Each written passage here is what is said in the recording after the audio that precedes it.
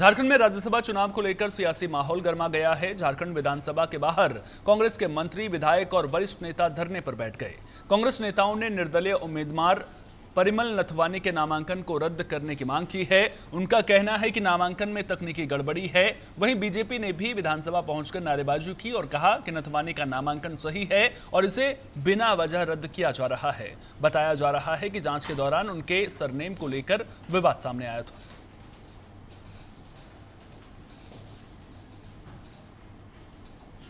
पूरी सूचना देंगे। सबसे पहले आप सभी को हमारा धन्यवाद कि आपने इतनी रुचि इस चुनाव में ली है और कांग्रेस के जो प्रयास हैं, हमारे लोकतंत्र को मजबूत रखने के जो प्रयास हैं और उसमें जो भागीदारी का हमारा अधिकार बनता है, उसको लेकर आपने रुचि ली है। इसके लिए हम आपके आभारी हैं और आपको धन्यवाद कहते हैं। मैं यहाँ आया था, हमारे विद्वान अधिवक्ता चौहान साहब यहाँ पर मौजूद हैं, जो सुबह 11 बजे से जूझ रहे थे, बहस कर रहे थे। जो कल गतिविधियाँ यहाँ थी उनका जवाब देने का प्रयास कर रहे थे और बता रहे थे कि हमारा केस कितना मजबूत है। और इन्होंने पहले से ये भी संकेत दे दिए थे कि हमारा जहाज़ हमको लेकर यहाँ पहुँचेगा तो 1 बजे से पहले हम यहाँ पहुँच जाएंगे। और इन्होंने प्रयास किया कि 1 बजे तक मामले को खींचे, लेकिन 1 बजे तक हम यहाँ पहुँच गए, पौन पर पहुँच गए, 12:30 बजे पहुँच गए, लेकिन उस समय तक केस को क्लोज कर दिया गया था और ये कहा गया कि अब हम कितना सुनेंगे, एक दफ़ा हम आपकी बात सुन चुके हैं, अब हम और कितना सुनेंगे, उसको क्लोज कर दिया गया।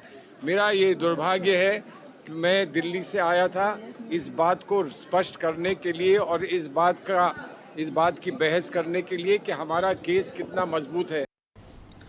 Jharkhand state head Naushad phone line पर हमारे साथ में जुड़ गए हैं। नौशाद, राज्यसभा चुनाव को लेकर के सियासी घमासान जोर पकड़ता हुआ नजर आ रहा है। परिमल नथवानी के नामांकन को लेकर कांग्रेस की ओर से क्या कुछ शिकायत है और क्या वाकई में नामांकन में किसी तरह की गड़बड़ी है? देखिए सोहन, पूरी तरह से सियासी माहौल जो है झारखंड का गर्मा चुका है। यहाँ आपको पता है कि महागठबंधन की ओर से प्रणव झा और बैद्यनाथ राम 2 उम्मीदवार हैं जिनके पास पर्याप्त बल है, उनके पास जीतने को लेकर जो मतों की है वो है।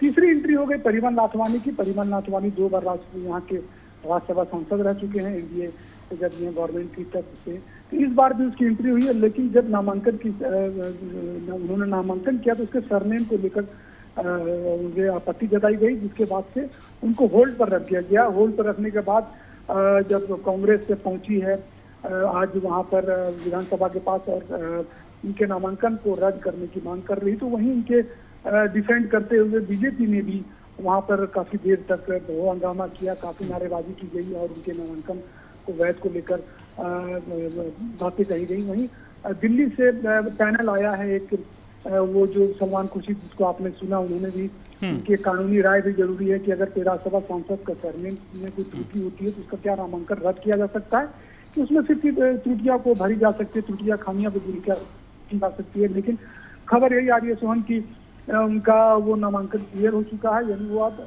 तीसरे जो कैंडिडेट है झारखंड में राज्यसभा के लिए उम्मीदवार के रूप में उनकी भी गई और वो यहाँ से भी एनडीए के समर्थित उम्मीदवार होंगे। यूँ कहें कि काफी खींचातान और काफी तपिश और गर्म माहौल के बीच ये तीनों कैंडिडेट लगभग फाइनल हो चुके हैं।